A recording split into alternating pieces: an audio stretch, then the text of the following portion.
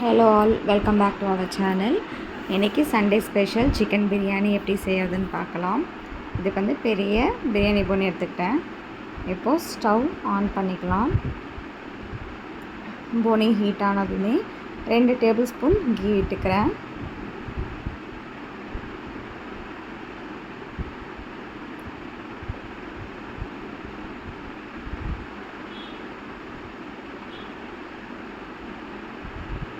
கூடவே ஆயிலும் நான் ஆட் பண்ணிக்கிறேன்.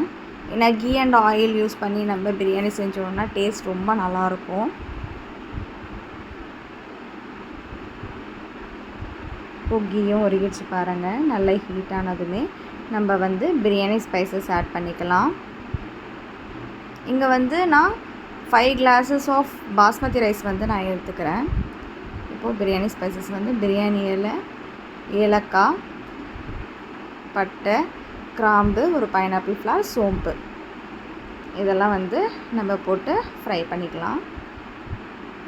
இப்போது நான் பெருசாக ஒரு 2 ஆனியன் கட் பண்ணி வச்சுக்கிட்டேன். நீங்கள் சின்னதாக இருந்தது அப்படின்னா நீங்கள் ஒரு 4 ஆனியன்ஸும் கட் பண்ணிக்கலாம். இது வந்து டொமேட்டோ, ஜிஞ்சர், கார்லிக், அதுக்கப்புறம் கூடவே காஞ்ச மிளகாவும் போட்டு நான் பேஸ்ட் பண்ணிட்டேன். நல்லா மிக்ஸ் பண்ணிக்கலாம்.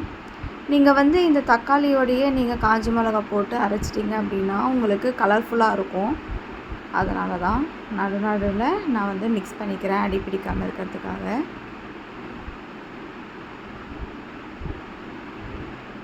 ஸோ ஆயிலெல்லாம் பார்த்திங்க அப்படின்னா தனியாக விட்டுடுச்சு. நல்லா ஃப்ரை பண்ணிக்கோங்க, மிக்ஸ் பண்ணிகிட்டே இருங்க, அடி பிடிக்காமல் இருக்கணும்.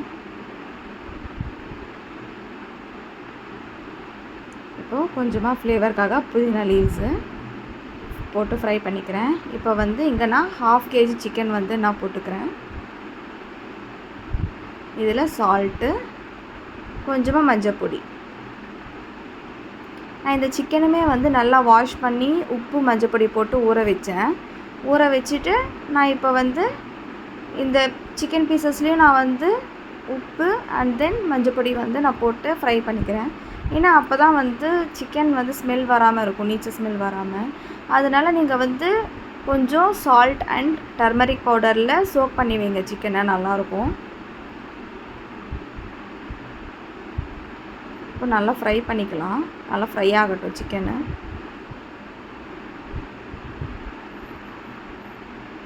இப்போ கொஞ்சமாக நான் வந்து வீட்லேயே அரைச்ச மிளகா பொடியை சேர்த்துக்கிட்டேன்.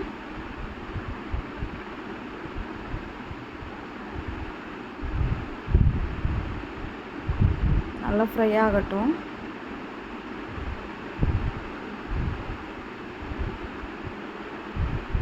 பிரியாணி வந்து ரொம்ப கஷ்டம்னு நினைப்பாங்க குக்கிங் தெரியாதவங்க. பட் வந்து ரொம்ப ஈஸிங்க. நம்ம எல்லாமே ரெடி பண்ணி வச்சுக்கிட்டோம்னா தாளிச்சிட்டா ரொம்ப ஈஸியாக இருக்கும்.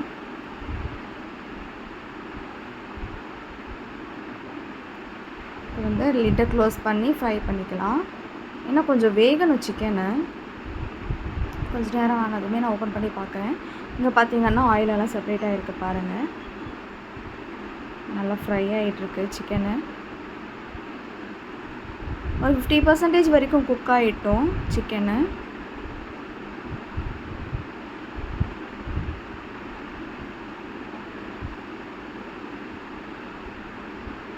இன்னும் கொஞ்சம் வேகணும்.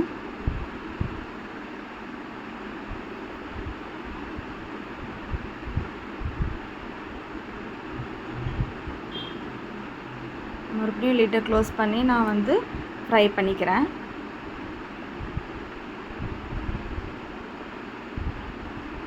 இப்போ பார்த்திங்கன்னா நல்லா வெந்திருக்கு பீஸ் எல்லாம்.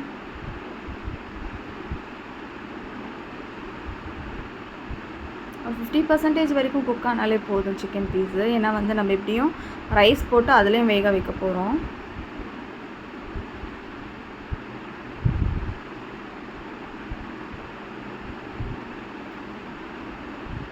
இங்கே வந்து நான் இந்த கிளாஸில் வந்து பார்த்திங்கன்னா 5 glasses ஆஃப் ரைஸ் எடுத்துக்கிட்டேன்.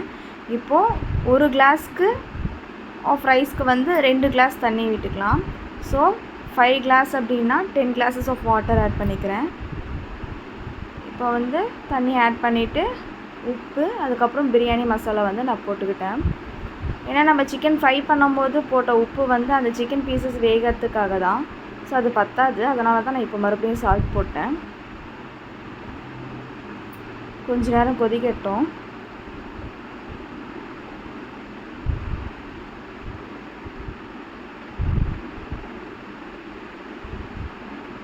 அப்பப்போ மிக்ஸ் பண்ணிகிட்டே இருங்க. நீங்கள் இந்த டைமில் வந்து உப்பு காரம் எல்லாம் செக் பண்ணிக்கோங்க. சப்போஸ் பத்தலைனாலும் நீங்கள் அட்ஜஸ்ட் பண்ணிக்கலாம். நல்லா கொதிச்சிட்ருக்குங்க இல்லையா? ஸோ நான் வந்து பாஸ்மதி ரைஸ் ஆட் பண்ணுறேன்.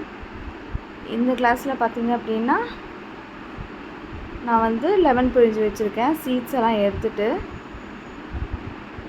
ஏன்னா நம்ம வந்து ரைஸ் வந்து போட்டு நம்ம லெமன் ஜூஸ் ஆட் பண்ணோம் அப்படின்னா நமக்கு வந்து ரைஸ் எல்லாம் ஃப்ளஃபியாக இருக்கும், அதாவது ஒட்டாது, நல்லா உதிரி உதிரியாக வரும் ரைஸுமே. அதே மாதிரி ஒரு சின்ன டிப் என்னென்னா, நான் வந்து பாஸ்மதி ரைஸ் ஒரு 1/2 அன் ஹவர் வரைக்கும் நல்லா ஊற வச்சுட்டேன். ஊற வச்சுட்டு காட்டன் துணி இருக்குங்க இல்லையா, அது மேலே போட்டு காய போட்டுட்டேன். ஏன்னா உதிரி உதிரியாக வரும் ரைஸு, அதுக்காக தான். இப்போ வந்து லிட்டை க்ளோஸ் பண்ணி நம்ம குக் பண்ணிக்கலாம் கொஞ்ச நேரம். ஓப்பன் பண்ணி பார்க்கலாம். இங்கே பார்த்தீங்க அப்படின்னா உங்களுக்கு பார்த்தாலே தெரியும், மேலே குச்சி குச்சியாக இருக்கிற மாதிரி இருக்குது பாருங்கள் சாப்பாடு. ஏன்னா இது வந்து நம்ம லெமன் ஜூஸ் போட்டதுனால தான். எல்லாம் கீழே இருந்து பார்த்து பொறுமையாக மிக்ஸ் பண்ணிக்கலாம், ஏன்னா வந்து ரைஸ் வந்து உடஞ்சிடும். நம்ம வந்து காஞ்ச மிளகா நம்ம தக்காளியோடையே அரைச்சதுனால கலரும் நம்ம வந்து பொடி எதுவுமே யூஸ் பண்ணாமலே கலர் வந்திருக்கு பாருங்கள்.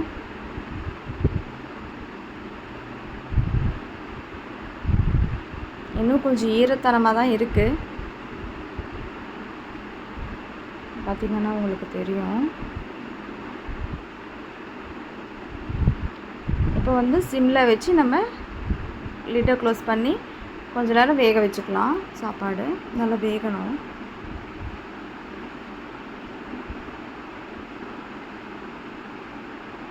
இப்போ ஓப்பன் பண்ணி பார்த்தோம் அப்படின்னா நம்மளுக்கு வந்து ரைஸ் வந்து வெந்திருக்கு. அடியிலேருந்து பொறுமையாக எடுங்க பாருங்கள், அடியை பிடிக்கல சாப்பாடு. ஏன்னா நம்ம வந்து சிம்லேயே வச்சு நம்ம மீடியம் டு சிம் வந்து மாற்றி மாற்றி நம்ம வந்து அப்போவே கலரிட்டே இருக்கணும், இல்லைன்னா நல்லா தீஞ்சு போயிடும். அது பொறுமையாக மிக்ஸ் பண்ணணும் சாப்பாடு, ஏன்னா உடஞ்சிடும் சாப்பாடெல்லாம்.